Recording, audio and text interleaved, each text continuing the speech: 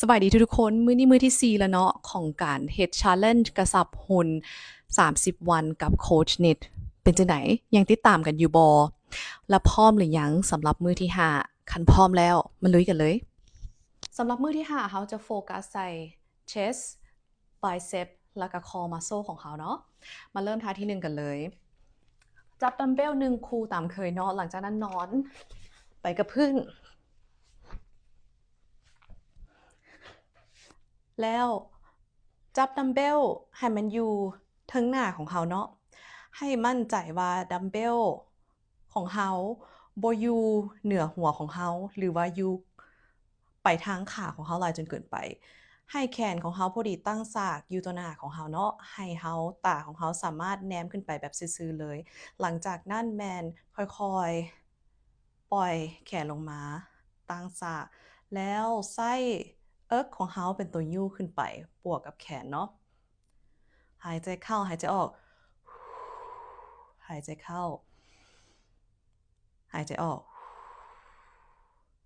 ค่อยๆเฮ็ดซ่าๆเด้อ mind muscle connection ให้สมาธิและก็กล้ามเนื้อของเขาไปเป็นอันเดียวกันโอเคหายใจเข้าหายใจออกโอเค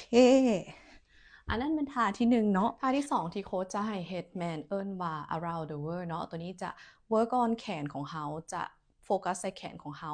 และก็ยังถือทั้งหลังและก็ shoulder ของเขาพร้อม around the world ย่อหัวเข่าลงน้อยหนึ่งหลังจากนั้นจับดัมเบลแบบนี้เนาะแล้วใส่ดัมเบลแต้มหูวงมนขึ้นไปลงมาขึ้นแล้วลงขึ้นแล้วลงอันนั้นเป็นท่าที่2ท่าที่3เป็นท่า bicep curl เนาะเขาจะยืนเอาแขนกกแขนของเขาชิดโตเมียนหลังจากนั้นจับดัมเบล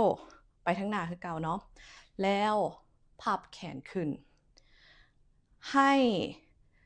แขนตั้งแต่ข้อศอกหามือเขาเป็นโตที่ยกขึ้นบ่ให้สวิงจังซี่เด้อคันสวิงแสดงว่าน้ำหนักที่เราใส่หันหนักจนเกินไปแล้วให้ใส่น้ำหนักที่เราสามารถคอนโทรลได้แบบนี้เนาะ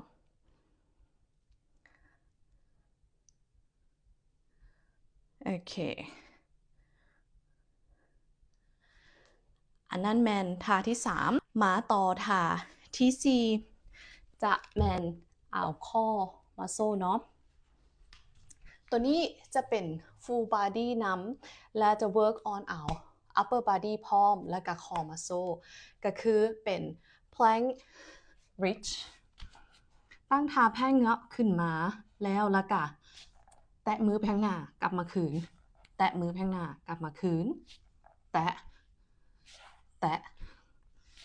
แตะแตะอันนั้นเป็นท่าที่4ท่าสุดท้ายแบบนี้เป็นท่า heel bridge เนาะเขาจะนอนไปกับพื้นแบบนี้เนาะหลังจากนั้นให้ยกโตขึ้นมาคาแมลหน้าท้องหมายความว่าจังไหนหลังต้องชิดพื้นตลอดถ้าสมมติว่าเขาสามารถยัดมือเข้าไปได้จริงๆแสดงว่าบ่ถือยู่หน้าท้องของเขาลงไปให้หลังมันชิดพื้นตลอดเวลาเนาะหลังจากนั้น reach your hand out แล้วก็แตะส้นแตะส้นแตะส้นแตะ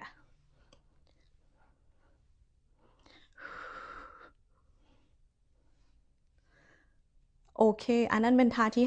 5แล้วก็ that's it สำหรับมือที่4เนาะคือเก่าเฮ็ด30วิพัก30วิแล้วเฮ็ดท่าที่2 30วิพัก30วิวนกันไปจนครบ5ท่าแล้วมาย่ำคืนให้มันครบ3เซต Enjoy working out and see you tomorrow เป็นมื้อที่5เนาะสำหรับมื้ออื่น